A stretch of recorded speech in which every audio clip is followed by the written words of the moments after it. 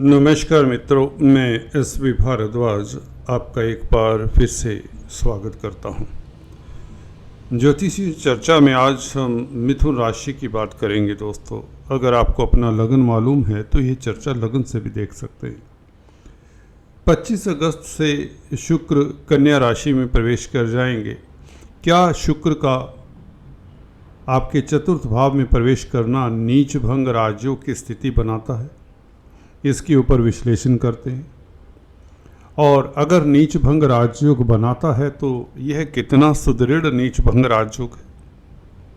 इसके साथ साथ बात करेंगे शुक्र किन क्षेत्रों से आपको लाभान्वित कर सकता है अगर ये नीच भंग राजयोग है।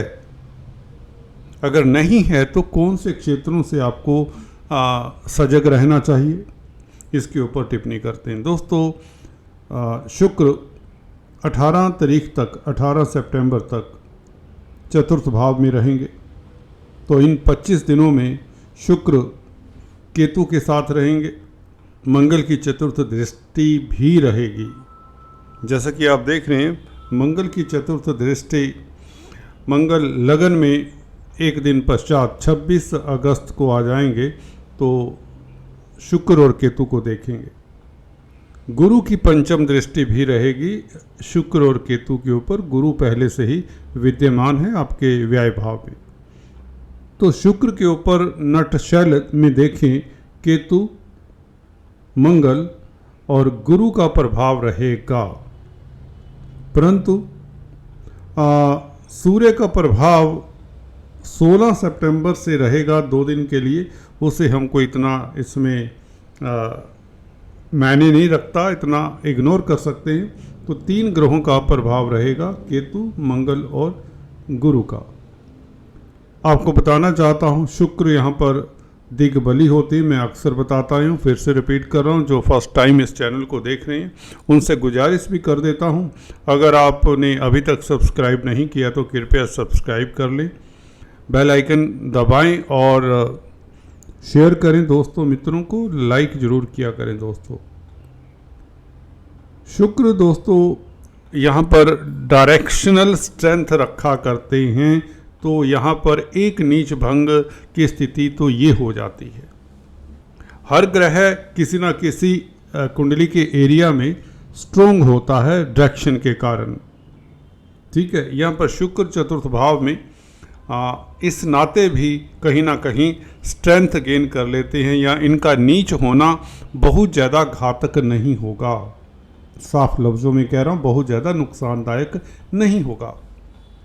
क्या दूसरा कोई पॉजिटिव पॉइंट है, उसे सर्च कर लेते हैं, फिर आगे हम विश्लेषण की बात करते हैं। देखिए, गुरु, मुझे लगता है गुरु की दृष्टि इस शुक्र के लिए बहुत ज़्यादा सपोर्टिव रहेगी, बहुत ज़्यादा मददगार रहेगी। वो इसलिए क्योंकि गुरु एक तो शुक्र की राशि में, वृषभ राशि में 12वें भाव में, और 12वें भाव में बैठकर शुक्र की राशि में बैठकर शुक्र को देखें। और कहीं ना कहीं राहु की भी दृष्टि शुक्र के ऊपर है, राहु भी गुरु की राशि में है। तो गुरु का यहाँ पर रोल काफ़ी ज़्यादा हो जाता है। राहु ने भी गुरु का फल कहीं ना कहीं देना है, और गुरु शुक्र की राशि में है, और शुक्र जहाँ पर 12वें भाव में उच्च के माने जाते हैं। तो शुक्र का कहीं ना कहीं कल्याण गुरु के जरिए ज़्यादा हो रहा है, बजाय कि हम देखें यहाँ पर डायरेक्शनल स्ट्रेंथ मिल रही है शुक्र को। वो तो है, परंतु गुरु यहाँ पर शुक्र का कल्याण कुछ ज़्यादा कर देते हैं। हालांकि मंगल पीछे नहीं है, मंगल वैसे राजयोग बनाते हैं, क्योंकि 11वें भाव का मालिक जब लगन में बैठे तो लाभ तो होगा, आय के साधन तो बढ़ेंगे, जैसे कि पिछले वीडियो में हमने बताया। उसका लिंक नीचे दिए देता हूं, मंगल के राशि परिवर्तन का। एक रोज पश्चात 26 अगस्त को मंगल आपके लगन में आ जाएंगे। ये बहुत सुखद रहेगा। शुक्र के साथ मंगल का संबंध ये और भी सुखद हो जाता है। देखिए, शुक्र आपके पंचम भाव के मालिक हैं, विद्या बुद्धि संतान के पूर्व पुण्यों के मालिक हैं शुक्र।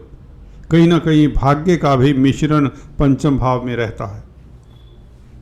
तो पंचमेश के साथ लाभेश का संबंध हो रहा है। चतुर्थ भाव में। तो चतुर्थ भाव से लाभ होने की प्रबल योग बना देता है शुक्र मंगल का संबंध। और चतुर्थ भाव के ऊपर भी गुरु की दृष्टि है। गुरु भी आपके कैरियर के मालिक हैं और व्यापार के मालिक भी। सप्तम भाव व्यापार का है, गुरु उसके भी मालिक है। तो व्यापार से धन आने के प्रबल योग बन जाते हैं, कैरियर में ऊंचाइयां छूने के प्रबल योग बन जाते हैं। रही सही कसर राहु भी पूरी करता है जनाब। राहु उच्च की दृष्टि से, दोस्तों शुक्र उच्च की दृष्टि से राहु को देखते हैं यहाँ पर। तो राहु का शुक्र से दृष्ट होना, जो कि पंचम स्थान के मालिक हैं, तो राहु तो वैसे ही कैटलिस्ट हैं, तो 10th हाउस के शुभ फल मिल सकते हैं। यूं कहें राहु बैठा है तो राजनीति में आपको सफलता मिल सकती है, आपके बिजनेस में सफलता मिलने के योग बनते हैं, सौंदर्य प्रसाधन कला के क्षेत्र से लाभ होने के योग बनते हैं। आपका लक, आपकी किस्मत स्त्री वर्ग के कारण भी चमकती दिखती है।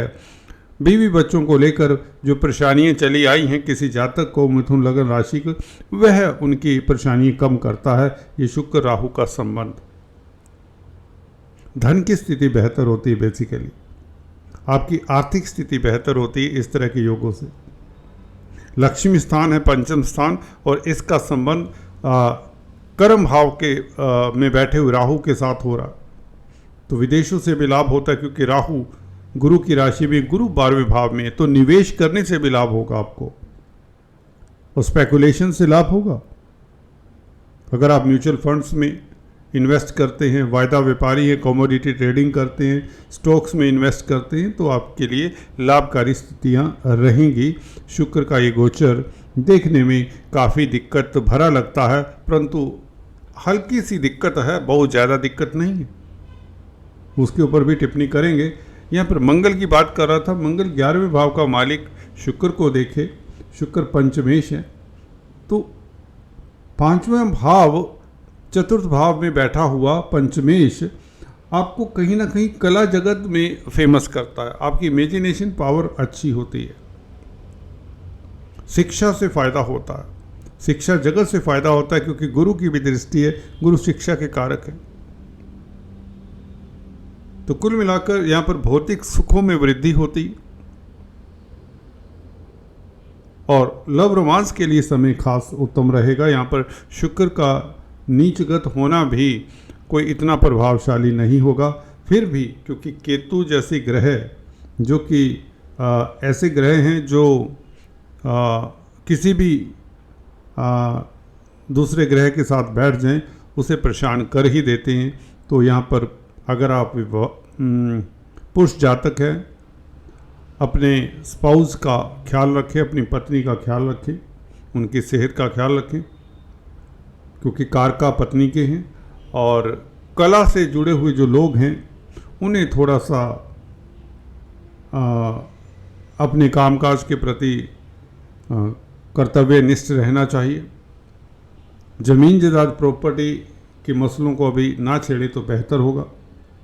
हालांकि विदेशी कामकाज, एक्सपोर्ट इंपोर्ट का कार्य, शिक्षा जगत से आपको फ़ायदा होगा, भौतिक सुख आपको मिलते रहेंगे। कहीं ना कहीं बच्चों को लेकर यदा कदा दिमाग में हल्की फुल्की चिंता आ सकती है संतान को लेकर, या उनके लिए आपको समय देना चाहिए, उनकी भावनाओं को समझना चाहिए, ये बात भी है। लव रोमांस में भी यदा कदा ऐसी स्थिति में देखा केतु एक ग्रह ऐसा जो शुक्र के साथ इतना शुभ फल नहीं देगा, शुक्र को परेशान ही करेगा, शुक्र का मित्र नहीं है। तो केतु के उपाय करने यहाँ पर ज़रूरी हो जाते हैं।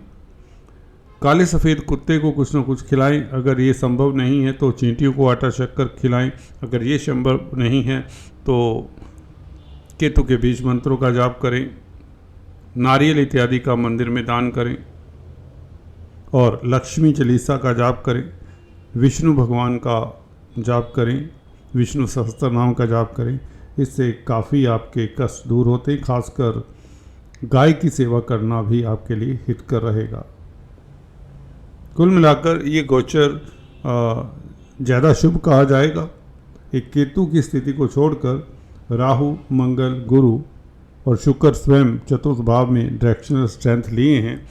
बेहतर योग है, लाभ होगा, व्यापार में खूब वृद्धि होगी, विदेशों से लाभ होगा, एक्सपोर्ट इंपोर्ट का कार्य चलेगा, कला जगत से लाभ होने की संभावनाएं हैं। स्टॉक मार्केट, वायदा व्यापारी ही तो आपके लिए समय उत्तम रहेगा। कार्यस्थल पर कुछ न कुछ खास आपके लिए हो सकता है, अच्छा हो सकता है। राजनीति में है तो स्थितियाँ आपके लिए बेहतर होने के प्रबल योग बनते हैं और समाज में स्टेटस बढ़ने के, नेम फेम मिलने के योग भी बनते हैं, क्योंकि उच्च की दृष्टि है शुक्र की। और भाई 10th हाउस के ऊपर राहु बैठे हैं, वैसे ही राहु राजयोग कारक है आपके लिए दशम भाव में, तो राहु के ऊपर शुक्र का प्रभाव हो तो आपका समाज में सम्मान बढ़ता है, समाज में रेपुटेशन बढ़ती है, मित्र मंडली में आपकी जय होती है, आपके अधूरे कार्य पूर्ण होते हैं और मंगल के कारण आप ऊर्जान्वित तो रहेंगे। मंगल के कारण आपकी विल पावर तो कमाल की होगी। मंगल के कारण आप समाज में प्रतिष्ठा तो पाएंगे, ये बात निश्चित है। और मंगल के कारण आपके सोर्स ऑफ इनकम भी बढ़ेंगे, भाई बहनों का, मित्रों का साथ भी रहेगा, अथॉरिटी में जो लोग हैं उनकी मदद मिलेगी। मंगल शुक्र गुरु का ये संबंध आपके लिए गजब का राजयोग है, जो कई क्षेत्रों से, जैसा कि बताया, कई क्षेत्रों से आपको लाभान्वित कर जाएगा। हल्का फुल्का सतर्क रहना है, केतु के उपाय करने बहुत ज़रूरी हो जाते हैं और कोई बड़ा इन्वेस्टमेंट ना किया जाए, बड़ी रिस्की इन्वेस्टमेंट ना किया जाए तो वह ज़्यादा बेहतर होगा। खासकर पंचम भाव का मालिक है तो अपनी राशि से पीछे, है तो अपनी राशि से पीछे। तो स्टॉक मार्केट या वायदा व्यापारियों को हालांकि नुकसान की इतनी संभावना ही नहीं देखता, फिर भी वाचफुल रहकर काम करें तो बेहतर होगा। और पत्नी के स्वास्थ्य का ख्याल रखें, मतभेद अवॉइड करें, डिप्लोमेसी से चलें। राहु यही कहते हैं कि सभी पहलुओं में डिप्लोमेसी का समावेश कर दिया जाए तो आप जैसा इस अवधि में कोई हीरो नहीं है दोस्तों। जी हाँ दोस्तों, आप विजयी हैं। इस तरह की स्थितियाँ जब बनती हैं तो आपको जोड़ तोड़ करना आना चाहिए, चाहे ये रिश्तों की बात हो, चाहे नौकरी की बात हो, बॉस को भी आपको हैंडल करना आना चाहिए, और चाहे आपके व्यापार की, बिजनेस की, कंपटीशन, स्पर्धा की बात है, वैसे मंगल सारा कुछ हैंडल कर लेगा। छठे भाव का मालिक लगन में हो, मैंने कल बताया, तो आपको अद्वितीय बल देता है, शक्ति देता है। और दोस्तों इतना ही, फिर से मिलेंगे, तब तक के लिए stay tune. Thanks for watching this video.